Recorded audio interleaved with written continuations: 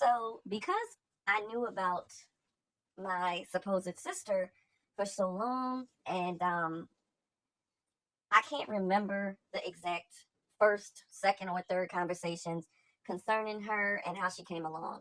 I remember different things from the way my parents explained it. My mother, she explained it one way. My father explained it a totally different way. So, my father was definitely a cheater and an abuser.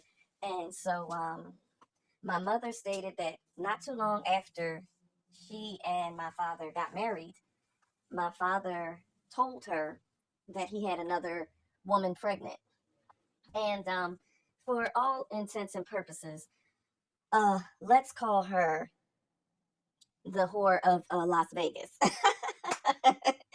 And don't think that my father is not also the whore. Let's call him the whore of Texas. I'm just picking random places, just so you know.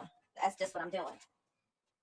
So the whore of Las Vegas, from what I was told, was excuse me, she was married at the time, and when she first started messing with my father, she was married and she had a couple children already. My father was not married. My father was single. He was not. He didn't even know my mother yet. He, started seeing her.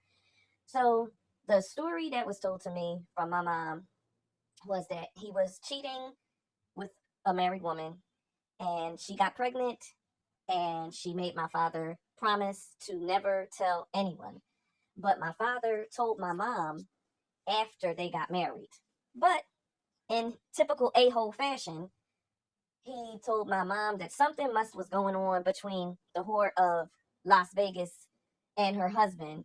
Something was going on in their marriage, and the child may have to come and live with them. And of course, my mother, who was already so brokenhearted, couldn't believe she found out her brand new husband is telling her that while they were together, he was sleeping with someone else. He got somebody pregnant.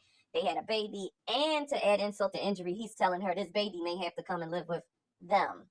So this is how my mother, she's only a couple months into her new marriage. Maybe not quite a year, I don't believe, into her new marriage. This is what she's finding out. She's finding out that her husband is a cheater. He's insensitive, and he put everybody's health at risk. Several times over the years, my parents, individually, never together, would mention this supposed love child. So I guess back when this child was conceived and born, they did not have the technology that they have today. So as I got older and I knew that there had never been a blood test or anything like that, I would think about her from time to time, but I'm going to be honest, most of the time I did not, because to me, she was not my father's child until the DNA said she was, because this is why. Her mother was still with her husband. And from what I was told, her husband believed this was his child.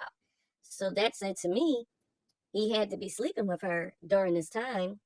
So there was a 50-50 chance that it was the husband or the whore of Texas's child. And truth be told, there could have been someone else involved. We don't know. I didn't know. So I didn't ever really think about it too much. But my dad was, prior to getting with my mom, and then I guess actually after he was with my mom, he was a womanizer. He was very attractive, and he could be very charismatic. So getting women was not hard for him, and he was not nice. Like, women kind of knew after very quickly where they stood with him. So me knowing this and knowing that this woman was married, I just, I had preconceived notions in my mind about who she was and the type of relationship that they had, or whatever the case may be. So time just passes on, life moves on, and I become very close with my dad.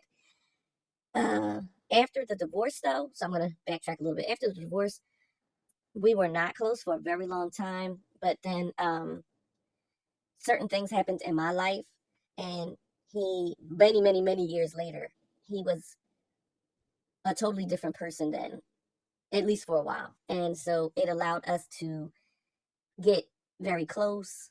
and just be able to talk about things as adults. I would talk to him about things that I was concerned about in my life, and he would do the same.